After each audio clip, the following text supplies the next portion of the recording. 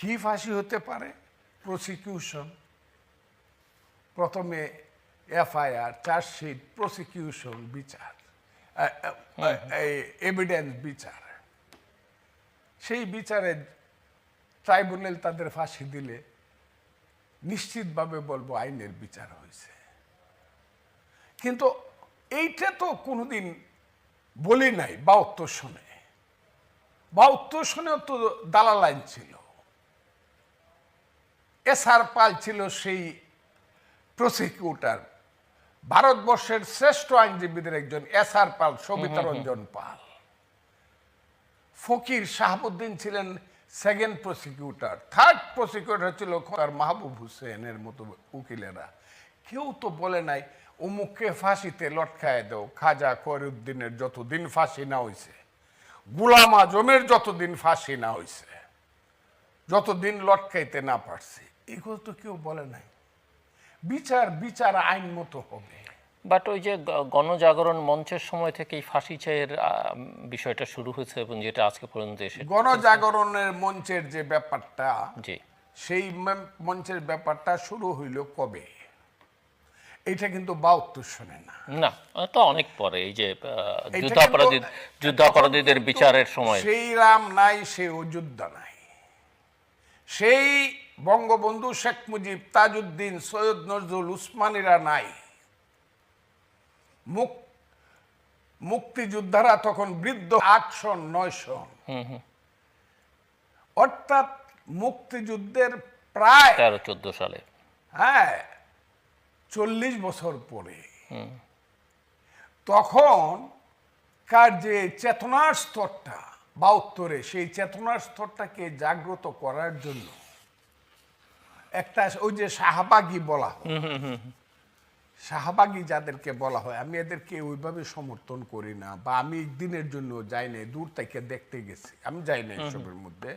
ওই যে আজকে পিনাকি বাবুরা যে খুব বড় বড় কথা বলে, ওনারা এটার উৎসাহী পার্টিসিপেন্ট ছিলেন, আমি যাই নাই কোনোদিন। আমি বললাম আমাকে কেউ কোনোদিন দেখে, আবার বিরোধিতা করে নেয়, আমি যাই নাই। কিন্তু সেই শাহবাগীদের মধ্যে কিন্তু একটা পলিটিক্স ছিল, যে পলিটিক্সের মূল কথা ছিল বাঙালি জাতি, বাংলাদেশ, মুক্তিযুদ্ধ, এবং সেই মুক্তিযুদ্ধের যারা বিরোধিতা করছে, ইতিহাসের অনন্ত যাত্রায় জায়গাটায় গিয়ে কিন্তু এই ঘটনাটা ঘটছে। জামাত কিন্তু একদিনের জন্য, আমি জামাতকে এইভাবে সমালোচনা করতে চাই না তো, একদিনের জন্য বলে নাই যে ৭১ সনে আমরা ভুল করছিলাম কাউন্সিল ডেকে, বরং এখন বলতে চায় আমরা কিছুটা সমর্থন করছিলাম মুক্তিযুদ্ধ, কিন্তু শেখ মুজিব সে পাকিস্তানের সাথে ছিল, এই কথা বলতে চায়। কাজে এই যে ঘটনা প্রবাহ, এই যদি সেই আমি বিক্ষুব্ধ না, আমার মনেই যদি সেই ইতিহাসের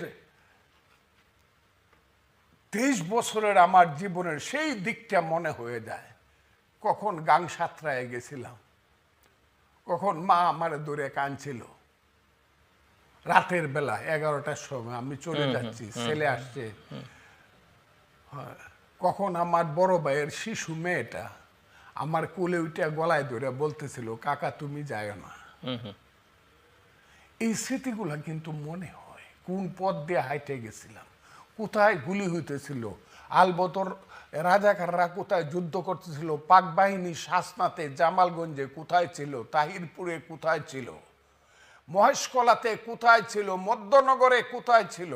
আপনাকে যদি আমি বলি ইতিহাসের একটা এমন একটা অবস্থা হবে, মহাভারত হয়ে যাবে আমার কথা। আজকে কি এটা পরিষ্কার যে বিএনপি এবং আওয়ামী লীগ জামাতের মধ্যে দূরত্বটা একেবারে একটা শার্প দূরত্ব তৈরি হয়েছে, এবং যেটা বাংলাদেশের আগামী দিনের রাজনীতির নতুন মেরুকরণ করতে যাচ্ছে বিএনপি এবং জামাতের? হ্যাঁ, এইটা বিএনপি,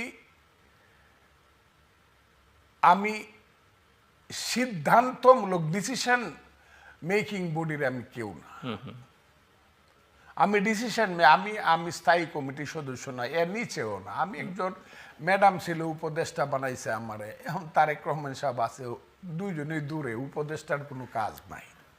এই কথা টথা কোয়া ছাড়া। কিন্তু আমার মনে হয়, আপনার কি ধারণা? আমি সেটা- আমার ধারণা হলো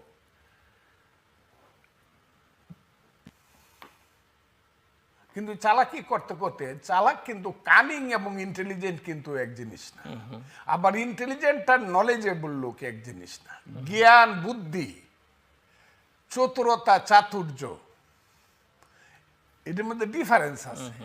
জামাত খুব